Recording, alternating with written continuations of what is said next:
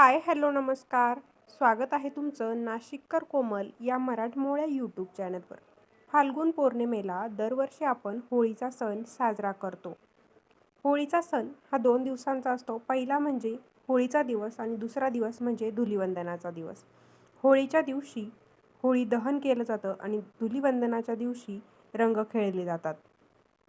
होळी पौर्णिमेचा दिवस हा खूप महत्त्वाचा असतो.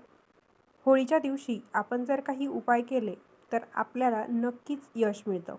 तर असे कोणते ते उपाय आहेत जाणून घेण्यासाठी आजचा व्हिडिओ संपूर्ण बघा, म्हणजे तुम्हालाही कळेल की होळी पौर्णिमेच्या दिवशी आपण कोणते खास तोडगे केले पाहिजे, उपाय केले पाहिजे, म्हणजे भगवती आपल्याला नक्कीच यश देईल. तर पहिला उपाय असा आहे, होळीच्या रात्री ज्या दिवशी आपण होळीचा दहन करतो त्या दिवशी रात्री आपल्याला एक कणकेचा दिवा बनवायचा आहे. दिवा बनवताना त्यामध्ये जे कणिक मळतो त्यामध्ये चिमूटभर हळद टाकून चौमुखी दिवा तयार करायचा आहे. त्यामध्ये मोहरीचं तेल घालायचं आहे आणि हा दिवा आपल्याला मुख्य प्रवेशद्वाराच्या बाहेर लावायचा आहे आणि त्याची हळद कुंकू अक्षता वाहून पूजा करायची आहे. होळी दहन करण्यापूर्वी म्हणजे संध्याकाळी तुम्ही जी दिवे लागण्याची वेळ असते त्याच वेळेस हा उपाय करायचा आहे. प्रवेशद्वाराच्या बाहेर हा दिवा ठेवायचा आहे. दिवा डायरेक्ट खाली ठेवायचा नाही, तर त्याखाली तुम्ही थोड्याशा अक्षदा किंवा डिश ठेवू शकता. डिशमध्ये फुलं वगैरे टाकून त्यावरती दिवा ठेवायचा आहे आणि त्यानंतर लक्ष्मीनारायणांना सुखसमृद्धीसाठी आपण प्रार्थना करायची आहे. यामुळे काय होतं, आपल्या घरात जर काही धनहानी होत असेल तर ती थांबायला मदत होते. दुसरा उपाय असा आहे, समजा तुमचा काही व्यापार असेल, उद्योग असेल किंवा तुम्ही नोकरी करत असाल आणि त्यामध्ये तुमची जर प्रगती होत नसेल, तुमचं नुकसान होत असेल, व्यापारात वृद्धी होत नसेल, तर 21 गोमती चक्र आपण घ्यायचे आहेत आणि ज्यावेळेस होळीचं दहन असतं म्हणजे त्या दिवशी रात्री, होळीच्या रात्री ती 21 गोमती चक्र आपल्याला शिवलिंगावर अर्पण करायची आहेत. त्यामुळे आपल्याला फायदा होतो आणि आपली व्यापारामध्ये, नोकरीमध्ये वृद्धी व्हायला मदत होते. तिसरा उपाय असा आहे, जर कुणाच्या पत्रिकेत राहूची दशा असेल आणि त्यामुळे जर समस्या निर्माण झाली असेल तर आपल्याला होळीच्या दिवशी एक नारळ घ्यायचा आहे. ते नारळ घेऊन त्याची शेंडी पूर्ण काढायची आहे. नारळाला जो डोळा असता तो डोळा तोडून आतील पाणी पूर्ण काढून घ्यायचं आहे आणि त्यामध्ये आपल्याला जवसाचं तेल भरायचं आहे. नारळाची शेंडी वगैरे काढून तो पूर्ण गोलाकार नारळ जो असतो त्याचा एक डोळा फोडायचा, तेल बाहेर काढून पाणी बाहेर काढून घ्यायचं आणि त्यामध्ये जवसाचं तेल भरायचं आणि त्यामध्ये थोडासा गूळ देखील आपल्याला घालायचा आहे. गुळाचे बारीक बारीक तुम्ही तेलामध्येच गूळ मिसळून तो गूळ आणि ते तेल आपल्याला त्या नारळात भरायचं आहे आणि तो नारळ आपल्याला ज्यावेळेस होळीचं दहन असतं तर त्या जळत्या होळीत आपल्याला अर्पण करायचं आहे. त्यामुळे जर राहूची काही दशा असेल, राहूचा अशुभ प्रभाव असेल तर त्या सर्व गोष्टी समाप्त व्हायला मदत होते. पुढचा 5वा उपाय असा आहे, धनहानी होत असेल तर त्यापासून वाचण्यासाठी सकाळी आपल्याला एक उपाय करायचा आहे. घराच्या मुख्य दरवाजावर थोडासा गुलाल आपल्याला टाकायचा आहे आणि 2 मुखी दिवा लावायचा आहे. दिवा लावताना धनहानीपासून संरक्षण करण्यासाठी कुबेर आणि माता लक्ष्मीला प्रार्थना करायची आहे.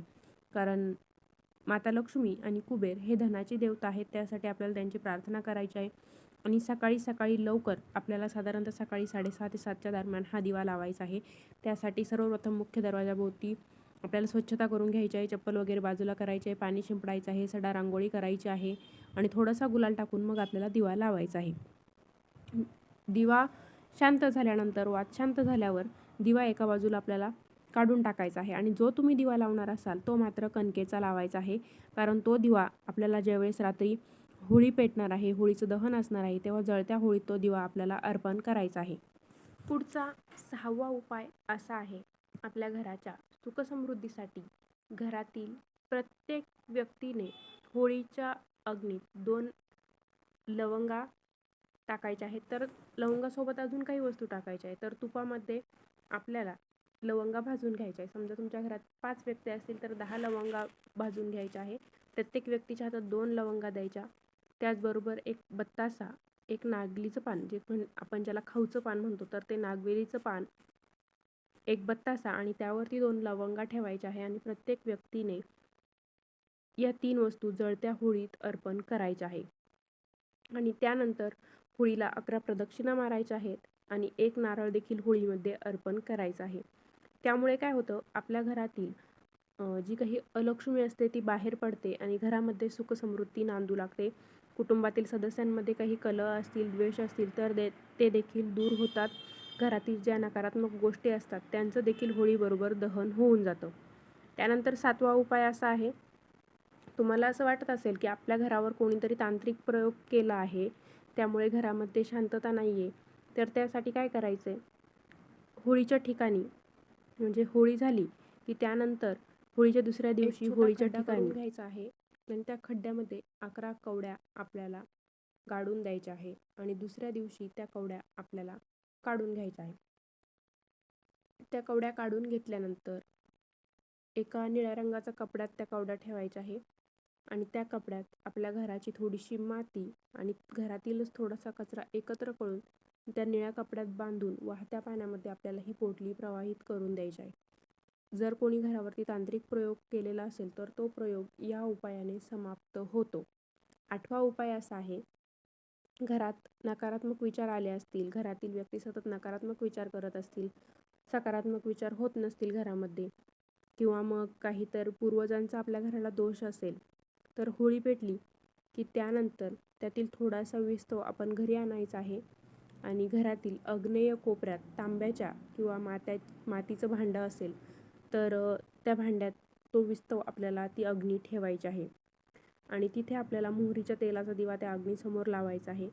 तुमच्या ज्या काही नकारात्मक शक्तींचा समस्या असेल किंवा पूर्वजांची काही समस्या असतील तर त्या सर्व समस्या या उपायाने दूर होतील. पुढचा 9वा उपाय असा आहे, समजा तुम्हाला नोकरी मिळत नसेल, तुम्ही बेरोजगार असेल, तुमचं शिक्षण झालं असेल पण तुम्ही घरीच असाल, तुम्हाला कोणताही कामधंदा नसेल, तुम्ही बेरोजगार असाल आणि बेरोजगारपणा तुम्हाला दूर करायचा असेल तर त्या व्यक्तीने होळीच्या रात्री 1 लिंबू घ्यायचा आहे आणि जिथे चौफुली असते म्हणजे 4 रस्ते जिथे एकत्र येतात अशा चौफुली रस्त्यावरती त्यांनी जायचं आहे आणि त्या लिंबाचे 4 तुकडे करायचे आणि 4 दिशेला 4ही रस्त्यांच्या बाजूला ते 4 तुकडे आपण फेकून द्यायचे आहे. त्या चौफुलीच्या मधोमध उभं राहून 4 दिशेला ते 4 तुकडे फेकून द्यायचे. लिंबाचे तुकडे 4 दिशेला फेकल्यानंतर मागे वळून न बघता सरळ आपण घरी निघून यायचं आहे. घरी आल्यानंतर स्वच्छ हातपाय धुवायचं आणि आपल्या कामांना सुरुवात करायची आहे किंवा रात्र असते तर त्यानंतर तुम्ही झोपून घेतलं तरीही चालेल. 11वा उपाय असा आहे, होळी दहन झालं की त्यानंतर दुसऱ्या दिवशी म्हणजे धुलीवंदनाच्या दिवशी जी होळीची राख असते ती थोडीशी राख घरी आणायची आणि त्या राखेत पिवळी मोहरी टाकायची किंवा मग पिवळी मोहरी नसेल तर साधी मोहरी टाकायची, जाड मीठ टाकायचं आणि एका लाल रंगाच्या कपड्यात ही आपल्याला या 3 वस्तू बांधून ठेवायच्या आहे.